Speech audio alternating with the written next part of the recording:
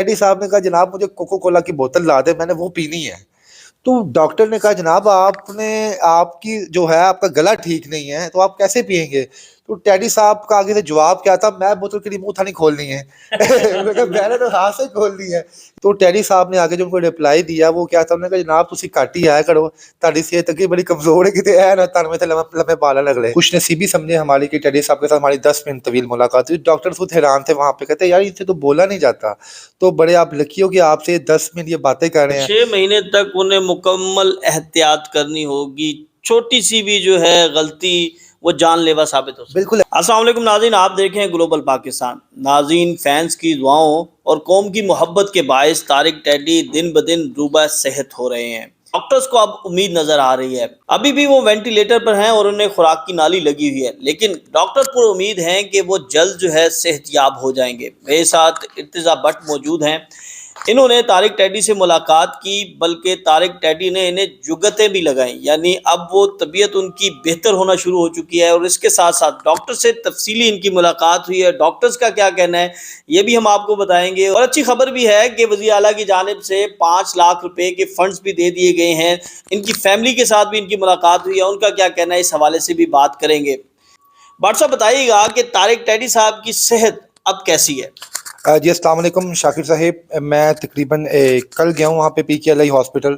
तो टैडी साहब जब हम अंदर गए तो सुनने में ये मिला कि उनकी तबीयत ठीक नहीं है। जब हम गए उनकी ड्रेसिंग हो रही थी, डॉक्टर्स जो थे उनकी ड्रेसिंग चेंज कर रहे थे, तो तकरीबन 20 मिनट्स हम वहाँ पे खड़े रहे। इसी अवस्था में उनके डॉक्टर थे जो उनको मेन उनको चेक कर रहे हैं, वो वहाँ पे मौजूद थे। हमने पूछा टैडी साहब कैसे हैं आप, तो उन्होंने फरमाया जब यहाँ पे ये आए थे तो इनको खून की उल्टियाँ थी। तो हमने जब वजह पूछी थी खून की उल्टियाँ किस वजह से थी, तो उन्होंने बताया कि आपको पता है कि आर्टिस्ट बंदे हैं, ठीक है, बाहर से कुछ उल्टा सीधा खा वगैरह लेते हैं तो इतना सेहत का ख्याल नहीं रखते, तो इसकी वजह से इनके स्टमक का मसला आ गया हुआ था। और उनका जो लीवर है वो तकरीबन 80% जो है डैमेज हो चुका हुआ है। तो डॉक्टर्स ने कहा कि मैंने जब उनसे पूछा कि लीवर ट्रांसप्लांट पॉसिबल क्यों नहीं है, कि अभी इनका लीवर ट्रांसप्लांट कर दें आप, उन्होंने कहा जी अभी इनका जो लीवर है वो 80% अगर ज़ाया हो चुका हुआ है और सिर्फ 20% है। तो हमारी कोशिश ये है कि हम इनको रिकवर करें और 5 से 6 महीने तक टैडी साहब जो है बाहर का कुछ ना खाएं। आपको पता है बाहर में लोग सिगरेट वगैरह पीते हैं, खाना वगैरह ऐसा होता है कि जो मुज़र सेहत होता है, पान छः बहुत ज्यादा पान खाते वगैरह हैं। खाते हैं, ये तमाम आर्टिस्ट लोग खाते हैं। इवन कि जो लोग बाहर मीडिया से रिलेटेड लोग हैं वो हर अच्छी बुरी चीज़ का इस्तेमाल करते हैं। तो 6 महीने तक टैडी साहब को जो है समझे कि आप उनको वार्ड में रखा जाएगा, गाइड उनका ख्याल रखा जाएगा 6 महीने तक। उसके बाद उनके दोबारा टेस्ट होंगे। 6 महीने तक उन्हें मुकम्मल एहतियात करनी होगी, छोटी सी भी जो है गलती वो जानलेवा साबित हो सकती है। बिल्कुल ऐसे ही आपको पता है कि शाकिर साहब लीवर का मेन काम होता है आपके बॉडी के अंदर, उसने ब्लड का उसने करना होता है। तो उसने कहा 6 महीने इनके निगहदाश्त रहेंगे इंतहाई ये वार्ड के अंदर, इनकी लुक आफ्टर होगी और उसके बाद जनाब आला इनकी लिवर ट्रांसप्लांट की तरफ हम लोग जाएंगे कि क्या ये इसलिए इतने हैं या नहीं है। क्या पता लीवर जो होता है किसी का डोनर से लिया जाता है, तो डॉक्टर ये रिस्क भी नहीं ले रहे कि हम किसी से लें बाद में और ये भी टैडी साहब फिर अपने वही काम शुरू कर दे, बाहर जाके खाना पीना वैसे खराब हो इनका और अपनी सेहत पे ध्यान ना दें, वो किसी और का भी नुकसान फिर हो सकता है। अच्छा, तो जब आपकी मुलाकात हुई तो आपने बताया कि बड़ी जुगतें लगाई हैं मैं उन्होंने। आपको मज़े की बात बताता हूँ शाकिर साहब, मैं जब वार्ड के अंदर गया ना तो मेरे साथ एक और हमारे सहाफ़ी हैं मियाँ मोहम्मद आसिफ साहब, वो आप शायद जानते हैं, आप तो जनाब जी बिल्कुल। परफेक्ट बड़े दुबले पतले से वो है ना। अच्छा। तो टैडी साहब की वहाँ पे जो बड़ी खूबसूरत बात लगी वो ये लगी कि वो हमारा ऐसे वेलकम कर रहे थे कि जैसे हम हमारा उनका कोई अपना अजीज़ आ गया हो। और वो हमने उनका जब अपना तारुफ करवाया तो मैंने ना माज़रत यहाँ पे कि मैंने ना उनसे मिलने से पहले ना एक वीडियो बनाई जो मैंने कुछ ऐसा वैसा कहा कि टैडी साहब ने ये इस्तेमाल किया वो इस्तेमाल किया जिसकी वजह से जो उनकी सेहत ख़राब हो गई। तो मुझे टैडी साहब कहते हैं ओ पार्टनर तू ही है ना। तो मैं बड़ा शर्मिंदा हुआ वहाँ पे। इसका मतलब है कि उनके सेंस ऑफ ह्यूमर ओके थे वहाँ। शायद उनके भाई शहबाज ने मेरी वीडियो दिखाई हो, क्या भाई मुंडा है तारे खिलाफ है कर रहे, तो माजरत चाहता हूँ यहाँ पे टैडी साहब आपसे और आपके चाहने वालों से कि मेरे मुंह से कुछ ऐसा वैसा अगर निकला जिससे आपकी दिल आज़ारी हो। असल तो में होता ये है कि भट्ट साहब जब कोई भी इस तरह की हैपनिंग होती है ना तो डिसइंफॉर्मेशन जो है वो बहुत ज़्यादा फैल जाती है। जब आप किसी से पूछते हैं कि जी फ़िक्र है ना अगर आपको कुछ हो गया तो क्या क्या हुआ, किस तरह एक्सीडेंट हुआ, तो जिसके जो मुँह में आता है वो छोड़ देता है और उसके बाद फिर ये मिस इन्फॉर्मेशन डिसइंफॉर्मेशन जो है ये फिर फैल जाती है। तो ये तुम्हारी तकरीबन यकीन माने हम खुशनसीबी समझे हमारी कि टेडी साहब के साथ हमारी 10 मिनट तवील मुलाकात हुई। डॉक्टर खुद हैरान थे वहाँ पे, कहते यार इनसे तो बोला नहीं जाता, तो बड़े आप लकी हो कि आपसे 10 मिनट ये बातें कर रहे हैं। तो वो मियाँ असद साहब साथ खड़े हुए थे, उन्होंने कहा जी टेडी साहब क्या हाल चाल है आपका जनाब, हम पहले भी आए हैं और आपसे मुलाकात नहीं हो सकी। ये मियाँ असद साहब ने कहा टेडी साहब को। तो टेडी साहब ने आगे जो उनको रिप्लाई दिया वो क्या था, उन्होंने कहा जनाब तुसी घट ही आया करो, ताड़ी सेहत अगे बड़ी कमजोर है, किते ऐ ना तन में ते लम्बे बाल लगले। तो ये जब टेडी साहब को जवाब दिया मियाँ साहब को, तो मियाँ साहब को तो बड़े संजीदा किस्म के इंसान है, वो 5 मिनट तो खुद सकते में आ गए कि टेडी साहब ने मुझे जवाब क्या दे दिया है। तो टेडी साहब जब वहाँ लेटे हुए थे, डॉक्टर्स उनके जो केयर टेकर्स वहाँ पे अंदर थे, जो उनकी नर्सिस आप कह लें जो भी हैं, जो उनका वो उनकी लुक आफ्टर कर रहे थे ना, तो टेडी साहब ने उनको हल्की से आवाज़, बोला तो उनसे जा नहीं रहा था, उनकी हल्की हल्की आवाज़ निकल रही थी कि मुझे ना बोतल ला दें। तो उन्होंने कहा जी टेडी साहब कौन सी बोतल चाहिए आपको, वो भी आपको पता है छेड़ते हैं फिर। और टेडी साहब ने कहा जनाब मुझे कोको कोला की बोतल ला दे, मैंने वो पीनी है। तो डॉक्टर ने कहा जनाब आपने, आपकी जो है आपका गला ठीक नहीं है तो आप कैसे पिएंगे।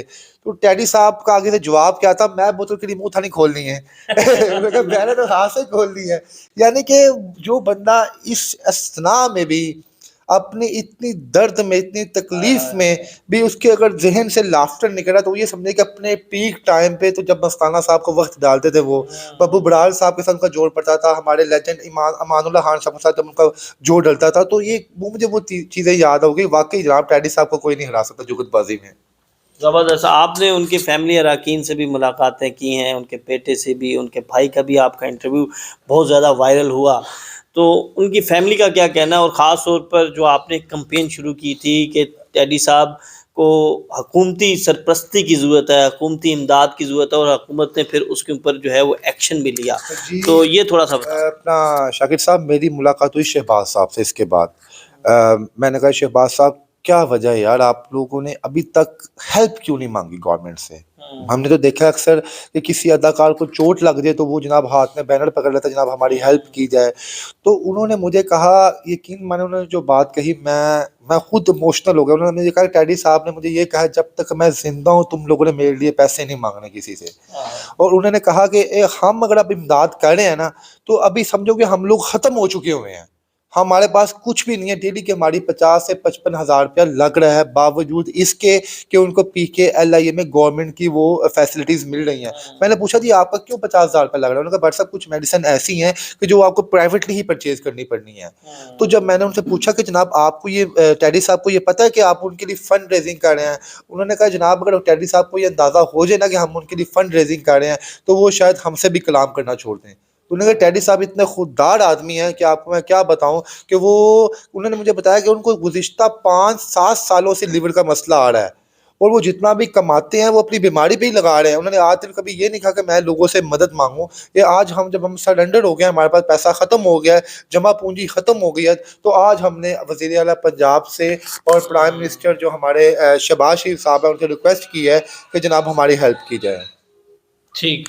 तो क्या पंजाब हुकूमत की तरफ से कोई इमदाद की भी गई है? जी वज़ीर आला की जानिब से जनाब आला सुनने में आया कि मैंने उनसे बाकी कंफर्म भी किया कि जितने भी उनके मेडिकल की जो अखराजात है ना, वो वज़ीर आला पंजाब में जनाब उनको अपने ज़िम्मे लिए हैं, जो परवेज़ इलाही साहब हैं।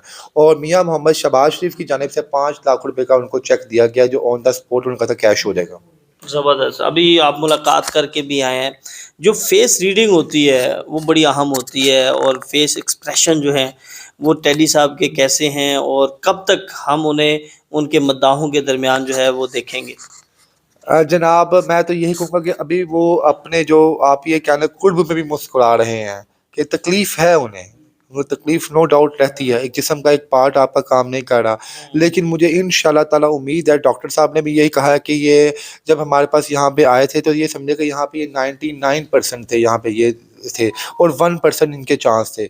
अब इसी जो जो उनको 10 से 15 दिन वहाँ पे हो गए, तो ये समझे 30% रिकवर हो गए वहाँ पे। और आपको पता है 30% के बाद आहिस्ता आहिस्ता जो भी हैं वो रिकवर होना शुरू हो जाएंगे। उन्हें सिर्फ अपने बेटे की फ़िक्र है, और मैं यहाँ पे उनको, उनके लिए एक बड़ी एक बात है कि जनाब इतने बड़े लेजेंड हो के उन्होंने अपनी शादी नहीं की कभी, अपने बेटे के लिए अकेले ही वो मेहनत करते रहे हैं। यानी दूसरी शादी उन्होंने सिर्फ़ इसलिए नहीं की कि बेटे की तरबियत, तालीम और उसका मुस्तकबिल कहीं जो है उसके ऊपर कोई कमी नहीं, पेशी न शाकिर साहब रहे। उनकी 2 शादियाँ ऑलरेडी हो चुकी हैं। एक अच्छा। उनकी शादी कुछ कुछ लम्हा चली और कुछ उनका डिवोर्स हो गया कुछ शायद, और दूसरी शादी जो जो उनका बेटा सोनू है, जिनका वो नाम लेते हैं, उनकी वालिदा की डेथ हो गई हुई है, जब सोनू बहुत छोटा था।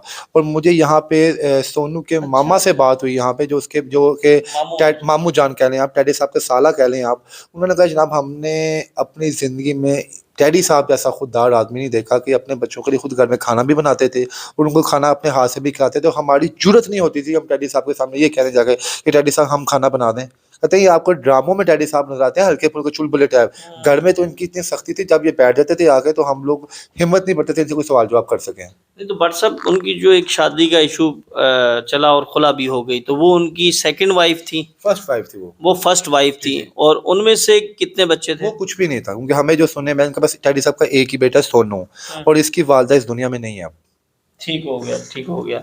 चलें जी नाज़रीन, हम तारिक टैडी साहब की सेहत के हवाले से हम भी दुआ गो हैं कि अल्लाह पाक उन्हें सेहतयाबी अता करे और जल्द वो हमारे दरमियान, आपके दरमियान मौजूद हों। और मैं एक बात जो बार बार मेरे जहन में आ रही कि एक शख्स जो है वो बिस्तर मर्ग पर है और उसे ये इल्म है कि उसे अगला सांस शायद ना आए, और जिस तरह की उसकी कंडीशन है, वेंटिलेटर पर है, खुराक की नाली लगी हुई है, लेकिन उसके बावजूद वो इतना जिंदा दिल है और उसके बावजूद वो वहाँ पर मौजूद लोगों को भी अपने फ़न से महजूज करवा रहा है, उनको तफरीह का बाइस बन रहा है, उनके चेहरों पर भी मुस्कुराहटें जो है वो बखेर रहा है।